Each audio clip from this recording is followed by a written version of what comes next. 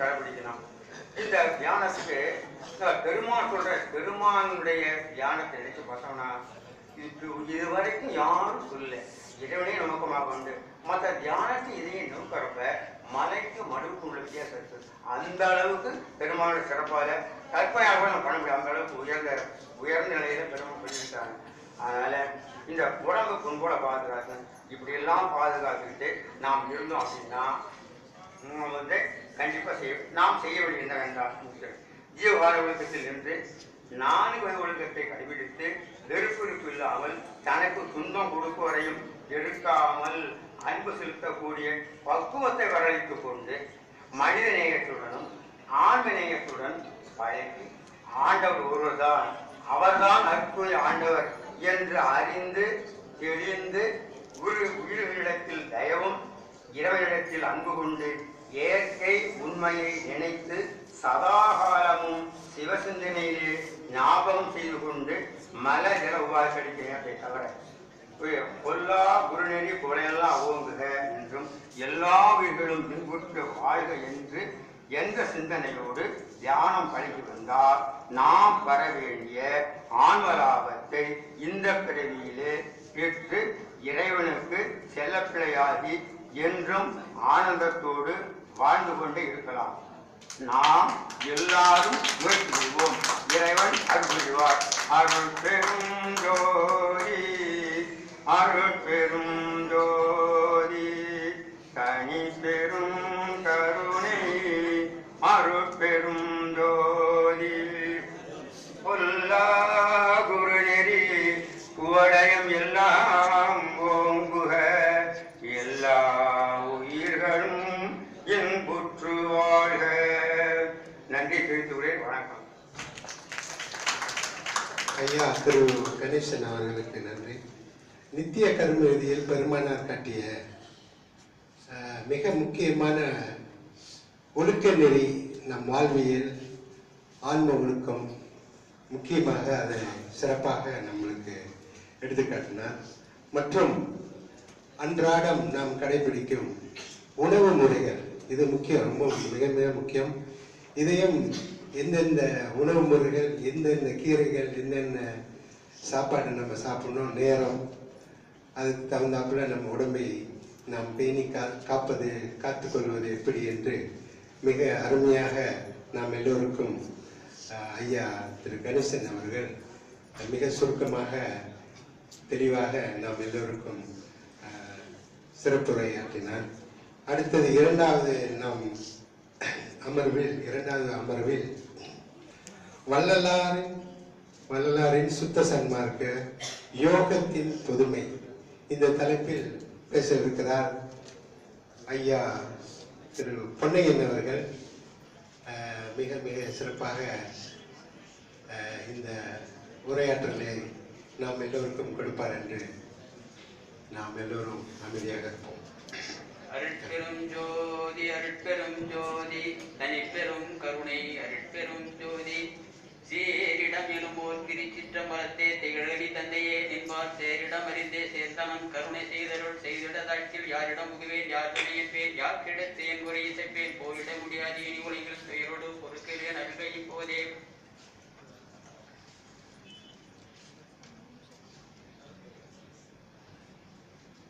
இந்த பல்கலைக்கழக யோக மையமும்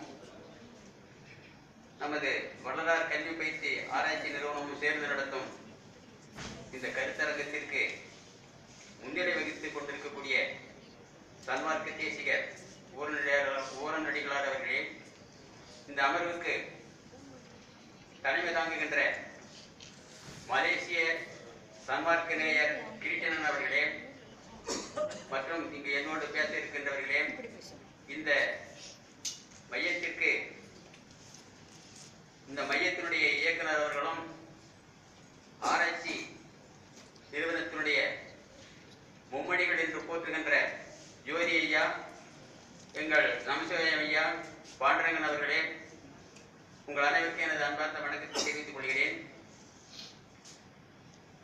இந்த தலைப்பில் 10 நிமிடத்திற்குரிய செய்திகளை நான் இங்கு சொல்ல விரும்புகிறேன். யோக பொதுமை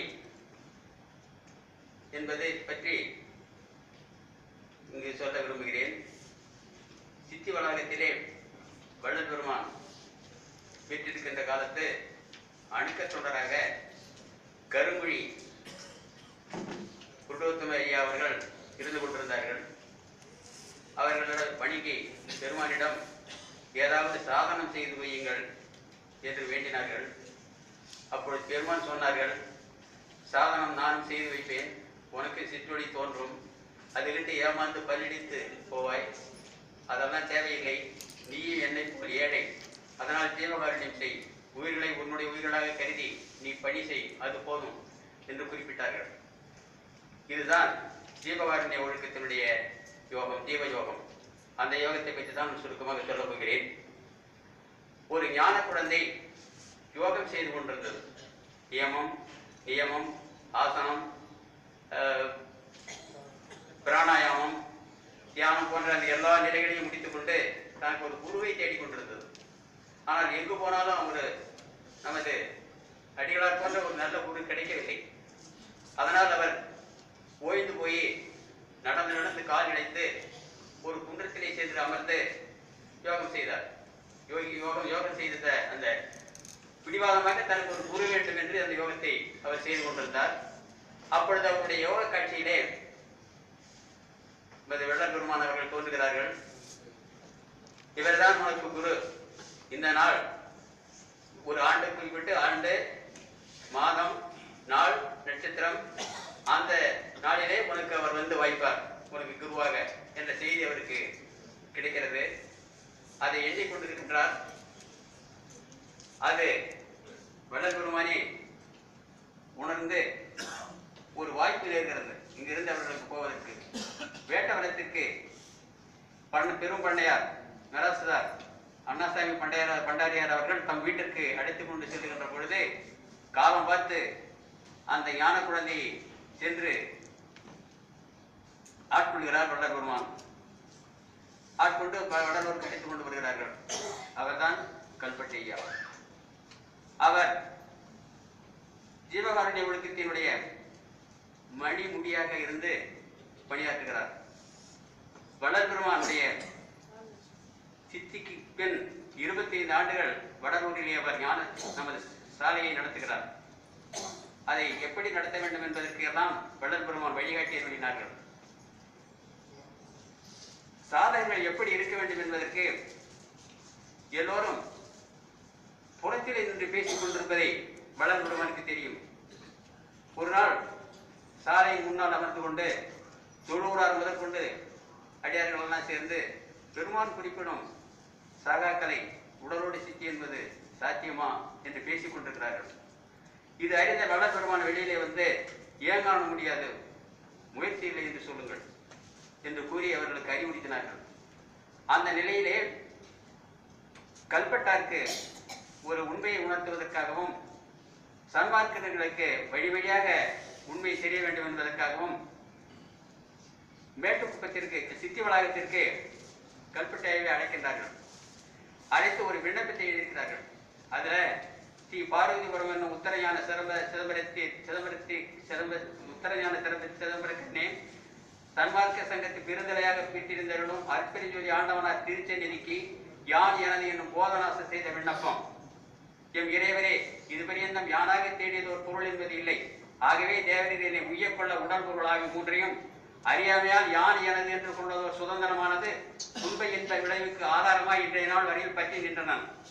அதனை சமரச சன்மார்க்க சங்கத்து சாதுக்கள் சமூகத்தில் நிற்கப்பெற்ற விசேடத்தால் தச்சங்கர பொருளை தேவரீர் திருச்சென்னிக்கு அர்ப்பித்தனான். இது தேவரீர் அதனை அருடசமாக்கி ஏழையாகி என்னையும் என்னை அடுத்த சுற்றமும் நட்பும் வாழ வாழ்த்தியரோடு வேண்டுகிறேன் என்று எழுதி அதில் கையெழுத்து போட்டார்கள். ஸ்ரீராமலிங்கம் என்று வள்ளல் பெருமான் கையொப்பமிட்டு அவரிடம் ராமலிங்கம் என்று கையெழுத்து வாங்கி இவர்கள் சார்பு என்று போட்டு வாங்கி வைத்துக் கொண்டார்கள். அதனால ஜீவகாருண்ய ஒழுக்கம் நீங்கள் பரோபகாரமும் சத்விசாரமும் செய்து கொண்டிருங்கள் என்ற செய்தியை அவர்களுக்கு அறிவுறுத்தி இந்த மூன்றையும் அகற்றுங்கள், அப்போதான் நீங்க பெற முடியும் என்று உடல் பொருளாவி மூன்றையும் அகற்றுங்கள் என்று சொல்லி அந்த விண்ணப்பத்தை அறிவுறுத்தினார்கள். அதனால் கல்பட்டையா சாலையை இலகுவாக நடத்தி கொண்டிருந்தார்கள்.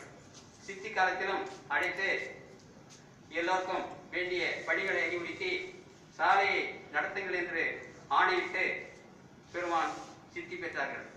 அதனால் தொடர்ந்து சாலையை நிர்வகித்து வந்த பெருமை கல்பெட்டையாக உரியது. அவருடைய வழியிலே தொடர்ந்து தொண்டர்களை உருவாக்கினார். நெல்லூர் ஐயா, கட்டமுத்துக்கோள நாராயண ரெட்டியார் என்பவர்கள்லாம், பின்னர் சுப்பராத பரதேசி என்பவர்கள்லாம் அந்த பணியை செய்தார்கள். சாலையை புதுப்பித்தார்கள். தொடர்ந்து சாலை நடத்தி கொண்டிருந்தார்கள். வழி வழி தொண்டர்களையும் உருவாக்கினார்கள். காரணப்பட்ட ஐயா தான் மீண்டும் நீண்ட காலம் வள்ளல் பெருமானுக்கு பிறகு அந்த சாலையை நிர்வகித்துக் கொண்டும் சன்மார்க்க சங்கங்களை தமிழ்நாடு முழுக்க உண்டாக்கி கொண்டும் சமரச பதனை செய்து கொண்டும் இருந்தார். 1907 பொறையாறிலே தொடங்கிய சன்மார்க்க சங்கம் தான் நாகப்பட்டினம் வரைக்கும் சென்று இன்றைக்கும் சாலையை தங்களுக்குரியதாக எடுத்துக்கொண்டு முக்கியமான நாட்களில் உணவளிப்பும் பராமரிப்பு வேலையை செய்து கொண்டிருக்கிறார்கள். அத்தகைய சங்கங்களை தொடங்கி தமிழ்நாடு முழுக்க நிறைய சங்கங்களை தொடங்கி சன்மார்க்க கொள்கைகளை பரப்பிவிடவர். அவருடைய வழியிலே வந்தவர் தான் பெரியார் சிதம்பர சுவாமிகள். அவரும் மேட்டுக்குப்பத்திலே தங்கிக் கொண்டு வருகிறவர் போகிறவர்களுக்கெல்லாம் வழிகாட்டி கொண்டு சன்மார்க்க வழியை செய்து கொண்டிருந்தார்கள். அவரிடம் பயின்றவர் தான் தமிழாசிரியராக இருந்த ஒருவர். அவர் 1965 வடலூருக்கு வந்தார். அவர் முதலில் எங்கே இருந்தார் என்றால் நாத்திகராக விளங்கினார். திருப்பனந்தாள் கல்லூரியை படிக்கிற பொழுது அவருக்கு பெரியார் தொண்டன் என்றும் அண்ணா அன்பன் என்றும் சின்ன கலைவாணர் என்றும் பெயரிட்டு அடைத்தார்கள். அத்தகைய அளவிலே நாத்திகராக அவர் விளங்கினார். கடவுளில் என்று பேசிக் கொண்டிருந்தார். பெரியார் பேசுகிற பொழுது வள்ளலாரிடம் தான் நான் சீர்திருத்தத்தை எடுத்துக்கொண்டேன் என்று சொன்னதும் உடனே இவரிடம் நாம் வடலூருக்கு செல்ல வேண்டும் என்று அவர் விரும்பினார். அதனால் வடலூருக்கு வந்தார். சிதம்பர சுவாமிகளை குருவாக கொண்டு திருவருட்பாய் முழுமையாக படித்தார்கள். பல தடவை பாடம் கேட்டார்கள். வள்ளல் பெருமானுடைய வழிவழி செய்திகளை எல்லாம் அறிந்தார்கள். அதனால் சத்விசாரமும் பரோபகாரமும் தான் முடிவான இன்பத்தை தரக்கூடியது, அதைத்தான் செய்ய வேண்டும் என்று அவர்கள் அறிவுறுத்தினார்கள்.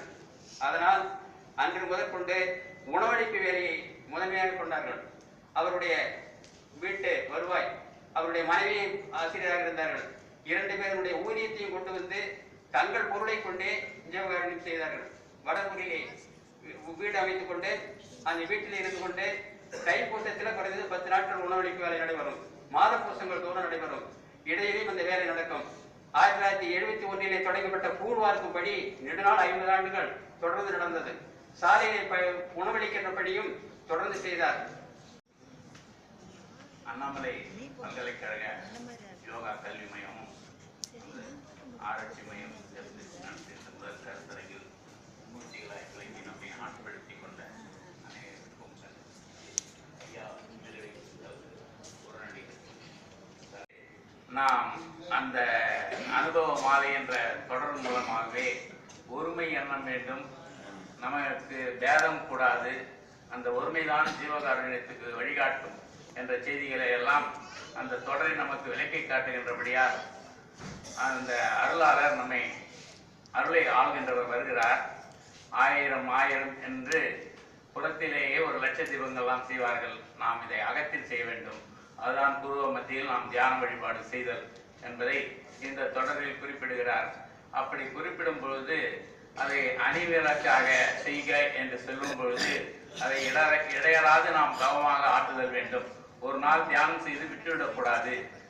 இன்றைய அந்த ஒழுக்கங்களில் நித்திய கர்ம ஒழுக்கங்களில் கூறியவாறும் உரைநடை பகுதியில் கூறியவாறும் அந்த ஒழுக்க விதிகளை நாம் கடைபிடிக்க வேண்டும் என்பதற்காக தான் அணி என்று சொல்லி இடையறாது தொடர்ந்து அந்த தவத்தை இயற்றுதல் வேண்டும் என்று சொல்றார். மேலும் தெருளாய பசுனையை என்று சொல்லி பசுனை கோயில்களில் கொட்டை மற்ற விளக்குகளை இட்டாலும் விசேஷ காலங்களில் பசு நெய்யை இடுதல் போல நாம் அந்த தியானத்தில் ஒரு பயிற்சியாகவும் அதை ஒரு பிடிவாதமாக மட்டும் கொள்ளாமல் அதில் ஆன்ம உருக்கமும் இறக்கமும் கொண்டு சேர்தல் வேண்டும் என்ற கருத்தில் தான் தெருளாய பசு நெய்யே விடுக, மற்ற நெய்யே திருமேனிக்கு ஒரு மாசு செய்தாலும் செய்யும் என்று இரக்கமற்ற செயல்களோ முத்திரைகளாரோ அந்த தியானம் கூட பயன்படாது.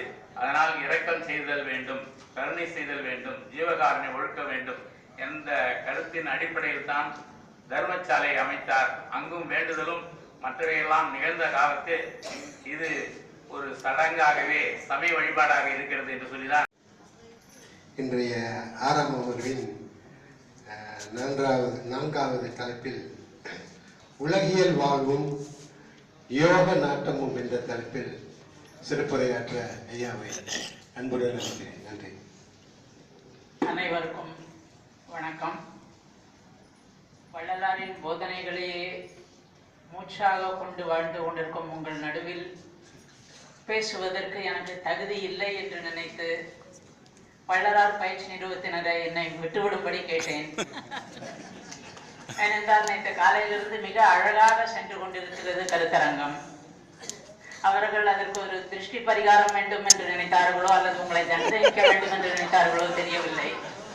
நான் பேசியாக வேண்டும் என்று கூறிவிட்டார்கள். அடிப்படையில் நான் உளவியல் துறையை சேர்ந்தவன்.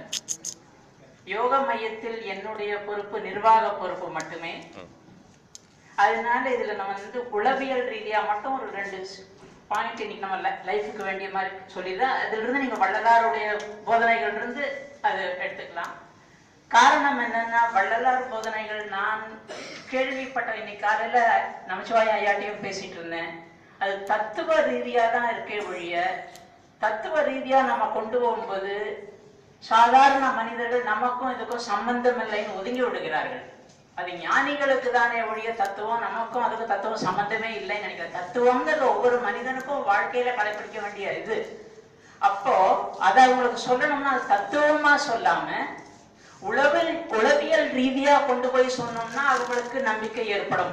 உதாரணமா சொல்ல போனா தியானம் எப்படி பண்ணணும்னு சொன்னாங்க. தியானம் எப்படி பண்ணணும்னு நம்ம கண்ணை மூடிக்கணும், இதயத்தை பாருங்க, தொண்டைக்கு கொண்டு வாங்க போது நான் கொண்டு வரதுக்குள்ளேயே என்னுடைய சிந்தனை எங்கெங்கேயோ போகுது. கட்டுப்படலைங்கும்போது நான் என்ன நினைக்கிறேன்னா, இப்ப என்னால முடியாது, இதெல்லாம் ஞானிகளாலதான் முடியும், எனக்கும் அதுக்கும் சம்பந்தம் இல்லைன்னு விட்டுட்டு போறதுலதான் நான் இருக்கேன். அப்போ நீங்க இதை பயிற்சி பண்ணும் பொழுது உங்களுக்கு இந்த மாதிரி கஷ்டங்கள் எல்லாம் இருக்கும், மனசு அலைப்பாயும். இந்த மாதிரி எல்லாருக்கும் ஞானிகளுக்கும் ஆரம்பத்தில் இருந்ததுதான். இப்படி செய்தீர்கள் என்றால் கொஞ்சம் கொஞ்சமா இந்த மாதிரி முன்னேற்றம் இருக்கும்னு நம்ம எடுத்து சொன்னோம்னா ஜனங்களுக்கு அதுல ஒரு நம்பிக்கை வரும். அதனாலதான் நம்மளுடைய பழங்கால பழக்க வழக்கங்கள்ல நம்ம பெரியோர்கள் எப்படி பண்ணணும்னு சொன்னாங்களே ஒழிய ஏன் பண்ணணும்னு சொல்லல. அதுல கருத்து என்னன்னா, நான் பண்ண உணர ஆரம்பிச்சிருவேன், உணர ஆரம்பிச்சா அது அப்படி வளர்ச்சி வந்துடும் நினைச்சாங்க. ஆனா அது வரல. ஏன்னா கண்ணை மூடிட்டு அம்மா சொன்னாங்க, சரி சாமி கும்பிடுனா கையெழுத்து கும்பிட்டு போயிட்டே இருந்தமே ஒழிய அந்த உணர்வு வராம போயிடுச்சு. அதுதான் நம்மளுடைய குறைபாடா போயிடுச்சு. இப்ப யோகமே எடுத்துட்டீங்கன்னா, நம்ம இன்னைக்கு பேசிட்டு இருக்கோம் 3000 வருஷத்துக்கு முந்தி நமது முனிவர்கள் செஞ்சாங்க. 3000 வருஷமா நம்ம ஏன் யாரும் பண்ணல? வெளிநாட்டுக்காரங்க அதை ஆராய்ச்சி பண்ணி இது பண்ணா இந்த மாதிரி வளர்ச்சிகள் எல்லாம் இருக்குன்னு வந்து சொன்னதுக்கு அப்புறம் தான் நமக்கு நம்பிக்கை வந்தது. அப்ப நம்ம இந்த மேல் லெவல்லயே இருந்த கீழ் லெவல்ல போய் அவங்களுக்கு உலக்கி மேல கொண்டு வரக்கூடிய ஒரு சூழல் இல்லாம போயிடுச்சு. அதனாலதான் உளவியல் ரீதியா நம்ம மாற்றி கொடுக்கும் பொழுது இதை நான் பண்ணா என்ன மாற்றம் நிகழும், என்ன எதிர்பார்க்கிறேன், எதிர்பார்க்கும்போது லேசா அந்த மாற்றம் நிகழ்ந்தா கூட ஆமா எனக்கு மாற்றம் வருது, அப்ப இன்னும் தொடர்ந்து பண்ணேன்னா நான் இன்னும் அந்த நிலைக்கு அடையலாம்னு ஒரு நம்பிக்கை வரும். அந்த விளக்கம் இல்லாம போனதுனாலதான் நம்ம வாழ்க்கை நேற்று நிலையில் நம்மளுடைய பர்செப்ஷன் பாத்தீங்கன்னா அது திருப்பி நிலைக்கு போயிடுச்சு. அப்போ இன்னைக்கு அந்த காலத்துல நம்ம வாழ்க்கையில நமக்கு என்ன வேணும், என்ன செய்யணும், எது சரின்னு நம்ம சரியான கோணத்துல சிந்திச்சு பண்ணோம். ஆனா இன்னைக்கு அதை விட்டு ஒதுங்கி போயிட்டு இருக்கோம். காரணம் என்னன்னா, நம்மளுடைய அணுகுமுறை தவறான பொருள்கள் மீது விழுது. இப்போ உதாரணமா சொல்ல போனீங்கன்னா, அந்த காலத்துல ஒரு முனிவர்னா அவ்வளவு ஒரு மரியாதை இருந்தது. ராஜா வெளியில அவங்களுக்கு மரியாதை பண்ணாங்க, நாட்டுக்கே ராஜா. அதே மாதிரி ஒரு ஆசிரியர் அப்படின்னா அவ்வளவு மரியாதை இருந்தது. ஒரு ஆசிரியருக்கு ஒரு வேளை சாப்பாடு கூட முழுசா இருக்காது. காரணம் என்ன அப்படின்னா, நமக்கு நம்மளை கட்டுப்படுத்தியான வெளி உலகில நம்மளை தூண்டக்கூடிய அத்தனை பொருட்கள் இருக்கும்போது அத்தனையும் கட்டுப்படுத்தி நம்ம வாழ்க்கைக்கு வேண்டிய குறைவான தேவைகள் என்னவோ அதை வச்சு ஒரு முனிவர் வாழ்றாரும் போது அதுக்குதான் ஒரு மரியாதை. ஏன்னா நம்ம முக்காவாசி பேர்னால முடியல, அவர்னால முடிஞ்சது, அதனாலதான் அவருக்கு அந்த மரியாதையை கொடுத்தோம். அதே மாதிரி ஆசிரியர்னு பார்த்துட்டா, அந்த காலத்துல நமக்கு இந்த இன்டர்நெட் இல்ல, அதெல்லாம் ஒண்ணும் இல்லை. அதனால அறிவு பெறணும்னா அவர் வேற எதையோ எழுந்துதான் அறிவை பெற்றிருப்பாரு. அடிப்படை தேவைகளை விட்டுட்டு தான் அவர் அறிவை பெற்று, அந்த அறிவை பெற்ற உடனே அந்த அறிவனுடைய மதிப்பு என்னன்னு தெரிஞ்சது. எல்லாருக்கும் அந்த அறிவை கொடுக்கணும்னு நினைச்சாரு. அவங்க கிட்ட இருந்து நமக்கு என்ன வரும்னு அவர் எதிர்பார்க்கல. இவர்கிட்ட இருந்து எடுக்க எடுக்க அவருக்கு இன்பமா இருந்தது.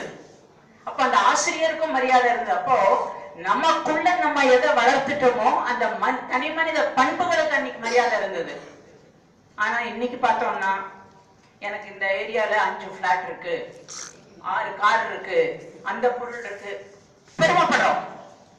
அப்போ நம்ம பெருமைப்படுறது வெளியில இருக்கக்கூடிய நம்மளுடைய பொருள் ஈட்டல வச்சுதானே ஒழிய நமக்குள்ள வளர்த்துக்கிட்ட பண்புகளை வச்சு இல்லை. அப்ப அதுலயே நம்ம பர்செப்ஷன் டிஸ்டார்ட் ஆகி போயிட்டு இருக்கு. அப்ப அந்த பொருள் ஈர்ப்புங்கிறது வருதுங்கும் போது மனிதனில் ஏற்படக்கூடிய அது ஒரு பலவீனம். காரணம் என்னன்னா, வாழ்க்கையில எனக்கு ஒரு இன்செக்யூரிட்டி வருது. பொருள் வர வர வர செக்யூரிட்டியா இருக்கும்னு பார்ப்போம். பட் வர வர இன்செக்யூரிட்டி ஜாஸ்தி ஆயிட்டு இருக்கு. சோ நான் பணம் சேர்த்த பணத்துக்காக எல்லாரும் என்ன ஆதரிப்பாங்கன்னு நினைக்கிறேன். பட் பணம் வர வரதான் எல்லாரும் எப்படி கமிச்சுட்டு இந்த பணத்தை எடுத்துக்கலாம் நான் பாக்குறேன். இன்செக்யூரிட்டி ஜாஸ்தி ஆயிட்டு போயிட்டு இருக்குது. நம்ம நினைக்கல, நம்புறோம். நம்பிட்டு அதே பெருமையோட போய் உட்காந்துட்டு இருக்கும் போது பக்கத்துல இருக்கிறவரு நீங்க என்ன பிராண்டுங்க வாங்குறீங்க நல்லா இருக்கு அப்படின்னா அவர் மேல நம்ம கோபம் வருது. கோபம் வருது காரணம் என்ன? நம்ம உண்மை நிலையை ஏத்துக்கிறதுக்கு தயாரா இல்லை. ஏன் உண்மை நிலையை ஏத்துக்கிறதுக்கு தயாரா இல்லை? நான் என்ன பத்தி செஞ்சது இல்லை. வெளி உலகில் எனக்கு தேவையானது என்னன்னு டிவி வாங்கலாமா, கார் வாங்கலாமா, பொருள் வாங்கலாமான்னு தான் இருக்கே ஒழிய நான் எனக்கு வயசாகுதா, எனக்கு என்ன குறைபாடுகள் இருக்கு, என்னுடைய நிறைகள் என்ன, அதுக்கு நேரமே இல்லை. 100 டிவி சேனல் வருது, 100 மேகசின் வருது, நமக்கு நேரமே இல்லாம போச்சு. நம்ம கவனம் வெளி உலகத்துக்கே போய் நமக்கு எது சந்தோஷம் கொடுக்கணும் தான் பாக்குறாமே ஒழிய நம்ம மற்றவங்களுக்கு என்ன கொடுக்கலாங்கிற ஒரு சிந்தனையே எனக்கு மறைஞ்சு போச்சு. அதுக்கு 2 முக்கியமான காரணங்கள் நான் சொல்லுவேன். ஒண்ணு பெற்றோர். நேத்து பெற்றோர்கள் சொல்லும் பொழுது நான் புலால் உணவை நிறுத்திட்டேன், ஆனா என் பையன் புலால் உணவு நிறுத்துறதுக்கு உத்தரவாதம் தர முடியாதவனே எல்லாரும் கைதட்டணும். கைதட்டின காரணம் என்னன்னா அது நிதர்சன உண்மை. அவர் இதை எடுத்து கூறினால் கைதட்டணும். இது பாராட்ட வேண்டிய விஷயம் இல்ல, வருத்தப்பட வேண்டிய விஷயம். அந்த ஒரு நிலைக்கு நம்ம ஒவ்வொருவரும் காரணம். இன்னைக்கு நம்ம எல்லாம் பெற்றோர்கள். நம்ம குழந்தையே நம்மளால கட்டுப்படுத்தி சரியான பாதைக்கு கொண்டு போக முடியலன்னா அப்ப இந்த மாதிரி கூட்டத்தை போட்டு நம்ம எப்படி சரியான பாதைக்கு கொண்டு போக முடியும்? முதல் நமக்கு பணம் ஈட்டலா இல்ல குழந்தை வளர்ப்பான்னா குழந்தை வளர்ப்பு தான் முதல், பணம் ஈட்டல் 2வது. ஏன்னா சின்ன வயசுல குழந்தைங்களுக்கு சில வசதிகள் இல்லைன்னா அதை பத்தி கவலை. வசதி இருந்து அதை நீங்க எடுத்தீங்கன்னா தான் குறையா பருமே ஒழிய வசதிகள் இல்லைன்னா அது ஒரு குறையாவே கிடையாது. அதனால இந்த காலத்துல நமக்கு வசதி முக்கியமான இல்ல. ஏன்னா சில பெற்றோர்கள் சொல்றாங்க நான் பட்ட கஷ்டம் என் குழந்தை படக்கூடாதுன்னு. நான் கஷ்டப்பட்டதுனாலதான் வாழ்க்கைன்னா என்னன்னு தெரிஞ்சது, அதனாலதான் பொறுப்பா இருக்கும். அந்த கஷ்டம் அந்த குழந்தையும் படணும். கஷ்டத்தை நம்ம கிரியேட் பண்ண வேண்டாம். அதுக்காக கஷ்டமே என்னன்னு தெரியாம வளர்க்க கூடாது.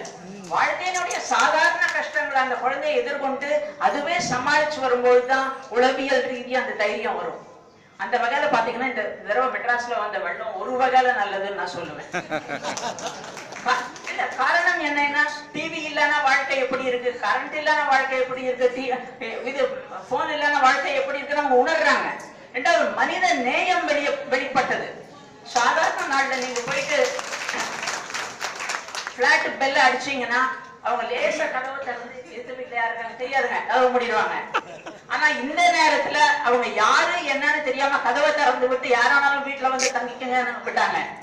அப்போ மனித நேயம்ங்கிறது எல்லா இடத்துலயும் இருக்கு.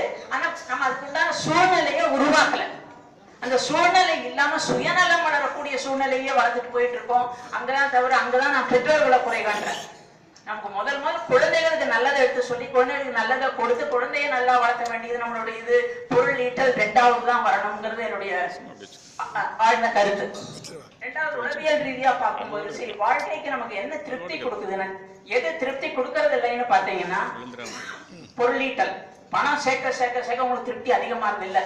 இப்போ முதல்ல உங்களுக்கு செல்போனே இல்ல, முதல் செல்போன் வாங்குறீங்க. வாங்கும்போது என்ன உங்களுக்கு சந்தோஷமா இருக்கு. அடுத்தது ஒரு புது மாடல் வாங்கும்போது நியாயப்படிக்க என்ன ஆகணும், சந்தோஷம் அதிகப்படணும். ஆனா அதே லெவல் சந்தோஷத்தை மெயின்டைன் பண்றதுக்கு நீங்க மேல மேல மேல போட்டி போட்டு பணம் சம்பாதிக்க வேண்டி இருக்கு. அதுதான் காரணம். இன்னைக்கு உண்டான லஞ்சம் அது இதுக்கெல்லாம் காரணம் என்னன்னா நமக்கு உலகத்துல இருக்கிற எல்லாமே வேணும். நம்ம பொருளீற்றத்துக்கு உள்ள நம்ம செலவு பண்ணணும்னு நம்ம நினைக்கிறது இல்ல. எனக்கு எல்லாம் வேணும், அதுக்கு எந்த வழியை வேணா கடைபிடிப்பேன். அப்ப மனிதனுடைய செல்ஃப் கண்ட்ரோல்ங்கிறது சுய கட்டுப்பாடுங்கிறது போயிடுச்சு. அப்போ ஒண்ணு ஒரு ரெண்டாவது உடல் அழகு வாழ்க்கையில திருப்தி தரதில்லை. மூணாவது நுண்ணறிவுங்கிறது நமக்கு திருப்தியை கொடுக்கறது இல்லை. சரி, எது திருப்தியை கொடுக்குதுன்னு உளவியல் ரீதியா பார்க்க போனா இறை நம்பிக்கை. இறைவன் நம்ம பேசும்போது பிரச்சனைகள் வரலாம். எப்ப வரும்னா கடவுள் இருக்கிறாரா இல்லையான்னு கேட்டா ஆர்குமெண்ட் காமிக்காதுன்னு. ஆனா கடவுள் நம்பிக்கை தேவையா இல்லையான்னு கேட்டா அங்க ஆர்குமெண்ட் கடமை இல்லை. ஏன்னா நான் நம்பினேன்னா கண்ணை மூடிட்டு நான் ஃபாலோ பண்றேன். ஒருத்தர் ஐயப்பன் கோயிலுக்கு போறதுன்னு நினைச்சாரா 45 நாள் குடிக்கிறது நிறுத்துறாரு.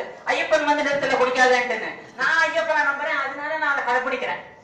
அதுதான் நீங்க வள்ளலார நம்புறீங்க, அதனாலதான் இந்த அளவுக்கு ஒரு ஒழுக்கத்தோட இந்த அளவுக்கு நடந்துட்டு இருக்கு. இந்த நம்பிக்கை இல்லைன்னா நீங்க செஞ்சுக்க போறது இல்லை.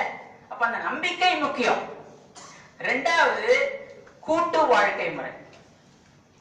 தனித்தனியா போனதுனால சுயநலம்னு வந்துருச்சு.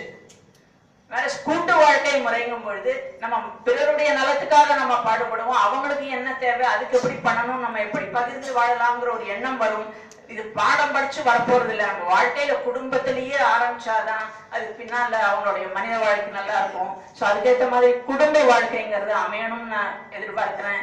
வள்ளலார் போதனைகள் இருந்து அதை நீங்க எடுத்து அதை மக்களுக்கு எடுத்து சொல்ல வேண்டியது உங்களுடைய பொறுப்பு. வாய்ப்புக்கு நன்றி கூறி அமர்கிறேன். நன்றி. உலகியல் வாழ்வும் யோக நாட்டமோ என்ற தலைப்பில் ஐயா முனைவர் வி. சுரேஷ் அவர்களுடைய அனுபவபூர்வமான இந்த சிறப்பு உரையை ஆற்றினார். நிச்சயமாக நாம் எல்லோரும் அவரிடமிருந்து நிறைய தெரிஞ்சுக்க வேண்டிய விஷயங்கள் நிறைய இருக்கிறது. மீண்டும் மீண்டும் அவர்களுக்கு நாம் வாய்ப்புகள் கொடுத்தால் இன்னும் நிறைய கருத்துக்கள் நம்மளுக்கு தெளிவாக சொல்வார்கள் என்ற நம்பிக்கையோடு இந்த 6ஆம் அமர்வு மிக சிறப்பாக 4 பேச்சாளர்களோட இன்றைய இந்த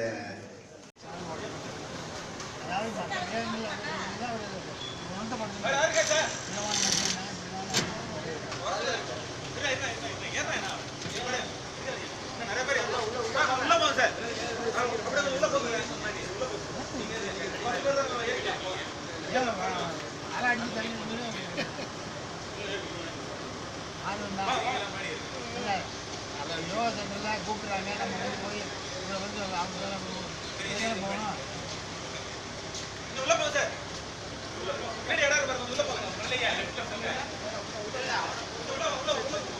சிவகுமார், புக்குக்கு ஆஃபர் இருக்கு.